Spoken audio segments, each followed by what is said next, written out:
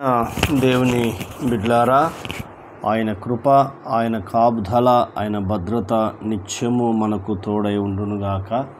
మన రక్షకుడును యేసుక్రీస్తు ప్రభు వారి ప్రశస్తమైన నామంలో మీ అందరికీ శుభములు, ఆశీర్వాదములు కలుగునుగాక. Amen, amen, amen. ఈ దినము బయలుపరచబడిన దేవుని వాగ్దానము కీర్తన గ్రంథము 128వ అధ్యాయము మొదటి నుండి చివరి వరకు 6 వచనాలు ఉన్నాయి. ఇవి చదివి ధ్యానించుకుందాం. దేవుడు మాట్లాడుతున్న అమూల్యమైన మాటలు, శ్రేష్టమైన మాటలు, పవిత్రతతో కూడిన మాటలు, పరిశుద్ధతో కూడిన మాటలు, జీవముతో కూడిన మాటలు, ఆశీర్వాదముతో కూడిన మాటలు వినాలని కోరుతా ఉన్నాను. యెహోవా యందు భయభక్తులు కలిగి ఆయన త్రోవలు నడుచువారందరూ ధన్యులు అంటున్నాడు.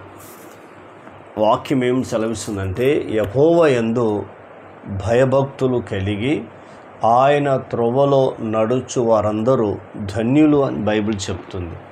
కానీ కండిషన్ ఏంటంటే, దేవుని యందు భయము, భక్తి ఉండాలని దేవుడు మాట్లాడుతూ ఉన్నాడు. నిజమే, ఈయన చాలామంది క్రైస్తవ కుటుంబాలలో భక్తి ఉంది కానీ భయం లేదు. భక్తి ఉంటే సరిపోదు, కానీ భయంతో కూడిన భక్తి ఉండాలని మన ప్రభువైన యేసుక్రీస్తు మనకు నేర్పించాడు. కాబట్టి నీవు మొట్టమొదట దేవునికి ఎప్పుడైతే భయపడుతుంటావో ఆ భయము నీలో పరిశుద్ధత, యెహోవా భయం వారికి ఐశ్వర్యము, యెహోవా భయం వారికి రక్షణ అని పరిశుద్ధమైన గ్రంథం ఎన్నోసార్లు మనకు ఎన్నో వాక్యాలు రాయించి పరిశుద్ధాత్ముడు మనకిచ్చాడు. కాబట్టి దేవుని యందు భయం ఎప్పుడైతే ఉంటుందో అది రక్షణకు మూలము. దేవుని యందు భయం ఎప్పుడైతే ఉంటుందో అది ఆశీర్వాదానికి మూలము. యెహోవా భయం అది పవిత్రమైంది అని బైబిల్ చెప్తావు. దేవునికి ఎప్పుడైతే భయపడతావో నువ్వు పవిత్రమైన జీవితం కలిగి ఉంటావని పరిశుద్ధమైన గ్రంథము మనకు తెలియపరుస్తూ ఉంది.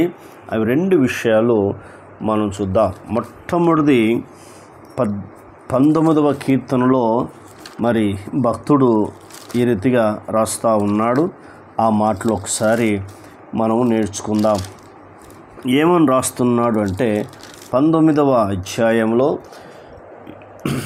8వ వచనాన్ని 9వ వచనం చదువుకుందాం. యెహోవా యందైన భయము పవిత్రమైనది, అది నిత్యము నిలుచును. చూసారా, దేవుని యందు ఎవరైతే భయం కలిగి ఉంటారో వారు పవిత్రమైన జీవితము నిత్యము కలిగి ఉంటారట. అందుకే దేవుడు మనకేం నేర్పాడంటే, మీరు ఫస్ట్ భయం కలిగి ఉండండి అని దేవుడు నేర్పాడు. మనం ఇప్పుడు విన్న మాటలు ఏంటంటే, యెహోవా యందైన భయము పవిత్రమైనది, అది నిత్యము నిలుచును అంటున్నాడు. మొదటిది. రెండవది, యెషయా గ్రంథము 33వ అధ్యాయము 6వ వచనము ఈ రీతిగా రాయబడింది. యెహోవా యందు భయము వారికి ఐశ్వర్యము అని రాస్తున్నాడు. చూసారా, 2 విషయాలు.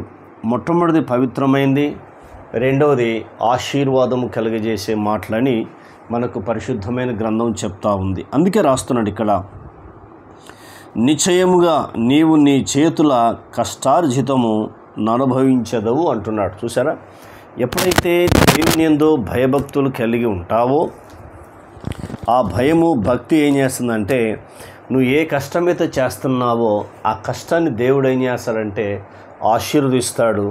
అది నీవు, నీ కుటుంబము అనుభవించేటట్టు, నీ కుటుంబం పొందుకునేటట్టు చేస్తాడు అని బైబిల్ చెప్తా ఉంది. 4వ చెప్తున్నాడు చూడు, నీవు ధన్యుడవు, నీకు మేలు కలుగును. చూసావా, నీవు ధన్యుడవు, ఏం కలదంటే నీకు మేలు కలుగును అని చెప్తున్నాడు. యెహోవా యందు భయభక్తులు గలవారు ఆయన త్రోవలు నడుచువారందరూ ధన్యులని చెప్పాడు. మన కష్టాన్ని మనం అనుభవించాలి అంటే 2 పనులు.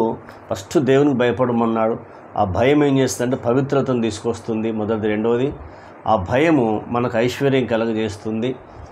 మూడవది, నీ కష్టాన్ని నువ్వు అనుభవిస్తావు. 4వది, నీకు మేలు కలుగుతుంది అని బైబిల్ చెప్తుంది. 5వది చెప్తున్నాడు. ఏం చెప్తున్నాడంటే, నీ భార్య ఫలించు ద్రాక్ష వల్ల ఉంటారు. అంటే భార్య ఫలిస్తుంది అంటున్నాడు.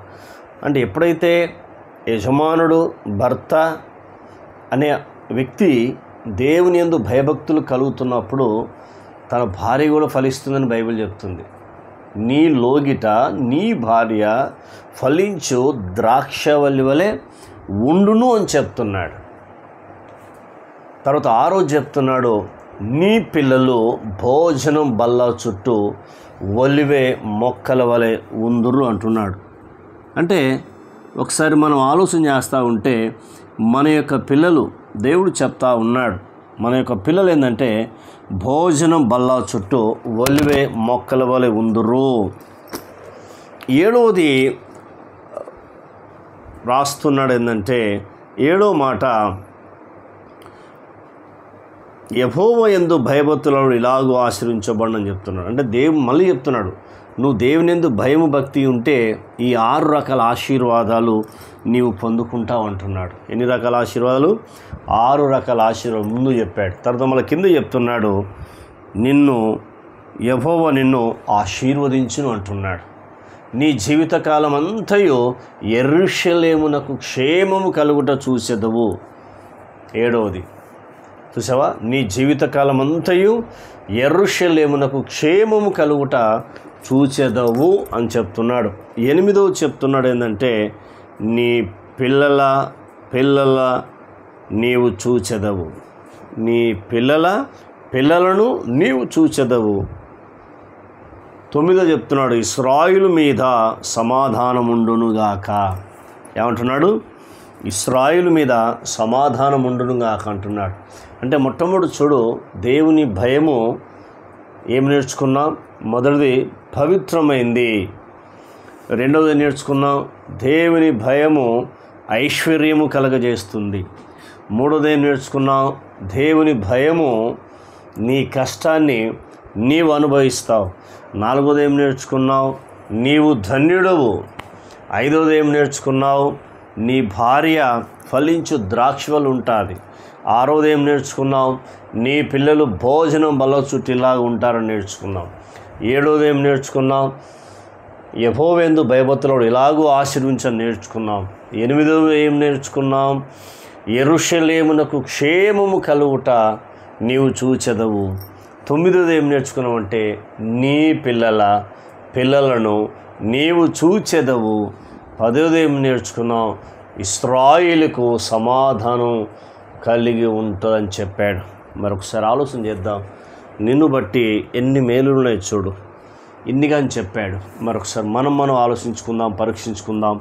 ప్రార్థన. కన్న తండ్రి, నీకు స్తోత్రాలు. విన్న మాటలు దుష్టతకు పోకుండా సహాయం చేయండి. ఈ మాటల ద్వారా మీరు మమ్మల్ని ధైర్యపరిచి ఆదరించి తృప్తిపరిచినందుకు వందనాలు.